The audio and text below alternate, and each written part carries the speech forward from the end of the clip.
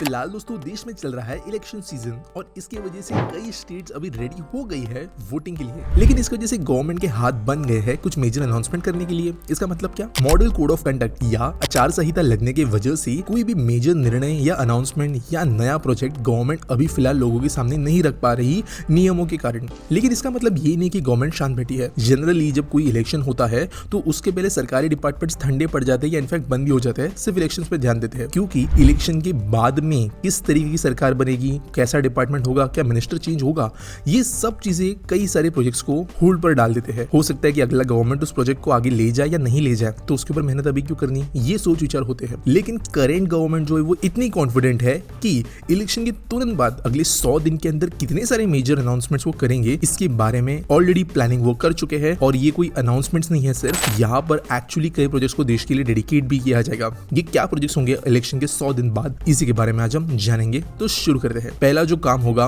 वो होगा हमारी one of the most important rail line का लोकार्पण। वो है Udhampur Srinagar Baramulla rail link project. ये वही प्रोजेक्ट है जहां पर चेनाब ब्रिज, दुनिया का हाईएस्ट रेलवे ब्रिज मौजूद है, जो आईफल टावर से भी ऊंचा है। अंजनी खड़ ब्रिज भी इसी के अंदर का एक ब्रिज है, जो रेलवे का पहला केबल स्टेड ब्रिज होगा। ये बनने की वजह से कश्मीर टू कन्याकुमारी एक डायरेक्ट रेल कनेक्टिविटी बन पाएगी। करेंटली हम सब जानते हैं कि गवर्नमेंट कई सारे ट्रायल्स एंड टेस्ट कर रहे हैं मल्टीपल टनल्स और ब्रिजेस के ऊपर, जो इस लाइन के ऊपर बनी है और one of the most difficult projects है ये पूरी दुनिया के अंदर रेलवे के हिसाब से। ये लोगों के लिए लोकार्पित किया जाएगा। अगला जो गवर्नमेंट मेजर काम करेगी वो होगा हमारी बुलेट ट्रेन प्रोजेक्ट पर, जो करेंटली ऑपरेशनलाइजिंग कैपेसिटी होगी प्रोजेक्ट की वो 320 किलोमीटर के लिए होगी। यानी कि जो 508 किलोमीटर का बुलेट ट्रेन प्रोजेक्ट है, इसमें से 320 किलोमीटर जो गुजरात साइड का हिस्सा है, वहां पर गवर्नमेंट चीज को इतने तेजी से एक्सपेडाइट करेगी कि 26 तक यहाँ पर ट्रेन को रन कर सके और अप्रैल 2029 तक मुंबई तक का पूरा स्ट्रेच ओपन हो जाए। अगला मेजर काम जो गवर्नमेंट करने वाली है वो है पीएम रेल यात्री बीमा योजना। करेंटली आप जानते हो कि कई जगह पे 5, 10, 15, 20 रुपए देकर जो है प्राइवेट कंपनीज IRCTC अलग अलग तरीके के इंश्योरेंस देती है टिकट्स बेचने पर। लेकिन गवर्नमेंट ने जिसको यूनिफाई करेगी और ₹1 पर passenger for 8 hour of journey के हिसाब से ये इंश्योरेंस देने का काम करेगी। ये भी लंबे समय से प्लानिंग में है। इसकी वजह से लोगों को एक ज्यादा सेफ,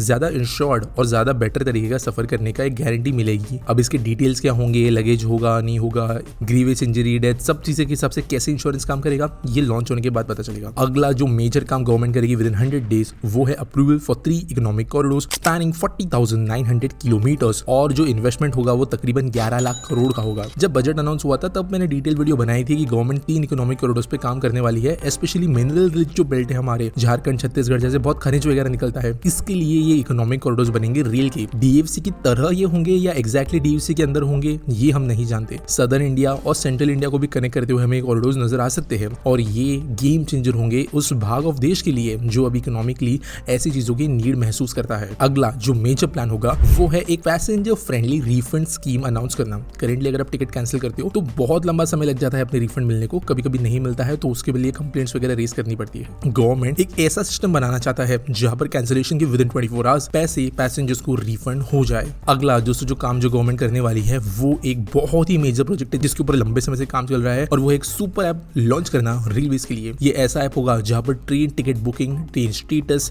बुक टिकट्स को देखना, पीना चेक करना, रेलवे रिलेटेड दूसरे सारे टास्क एक ही ऐप पर हो पाएंगे और इसकी वजह से पैसेंजर्स को एक बेहतर एक्सपीरियंस मिलेगा। अगला जो अनाउंसमेंट रेलवे करेगी वो है opening of India's first vertical lift bridge, जो होगा न्यू पंबम रेलवे ब्रिज, जो मेनलैंड इंडिया को रामेश्वरम के साथ में कनेक्ट करेगा। ये जल्दी ऑपरेशनल बनेगा और मंडपम से लेकर रामेश्वर के बीच में जो काम है वो इसकी वजह से आगे बढ़ पाएगा। करेंटली ट्रेन सर्विसेज जो है वो पुराने पंबम ब्रिज से बंद हो गई है दिसंबर 2022 से, सेफ्टी की वजह से। 1913 का ये ब्रिज था, लेकिन ये जो न्यू ब्रिज है वो बहुत जल्द ऑपरेशनल होगा और ट्रेन इसके ऊपर से दौड़ पाएगी। अगला जो मेजर अनाउंसमेंट रेलवेज करेगी वो है वंदे भारत ट्रेन के रिलेटेड। सबसे मेनली तो जो first prototype of Vande Bharat sleeper train है जो BEML बेंगलुरु में बन रहा है वो बहुत जल्द रेडी होकर ट्रैक्स पे पहुंचेगा। इसके साथ साथ 200 वंदे भारत स्लीपर जो PPP मॉडल के अंतर्गत बन रही है उसके अंदर के ट्रेन भी हमें भारत हुए नजर आएंगे और जो टोटल ट्रेन का नंबर है वो हमें उस तक पहुंचते हुए नजर आएगा। इसके अलावा जो एक बड़ी अनाउंसमेंट होगी वो है बुलेट ट्रेन के जो प्रोक्योरमेंट का टेंडर है इसको फाइनलाइज करना। अब हिताची और कावासाकी 2 कंपनीज ही है जो बुलेट ट्रेन के रोलिंग स्टॉक्स के टेंडर में पार्टिसिपेट कर सकती है जापान से, तो प्रोबेबली दोनों कंपनीज मिलकर कुछ काम करेंगे। लेकिन अब तक ये टेंडर फाइनलाइज नहीं हुआ है, तो जो एक्चुअल ट्रेन है, रेलगाड़ी है, उसके टेंडर फाइनलाइज फाइनलाइज किए जाएंगे, जिसके कारण हमें एक टाइम मिल जाएगा कि कब भारत में हमें ये ट्रेन के जो एक्चुअल डिब्बे हैं वो आते हुए नजर आएंगे, और ये भी इलेक्शन के 100 दिन में फाइनलाइज किए जाएंगे। तो ये एक बहुत बड़ी अनाउंसमेंट होगी जो इलेक्शन के तुरंत बाद होगी। इसमें से बेस्ट अनाउंसमेंट आपको क्या लगती है मुझे कमेंट सेक्शन में जरूर बताना, और मिलेंगे अगले वीडियो में।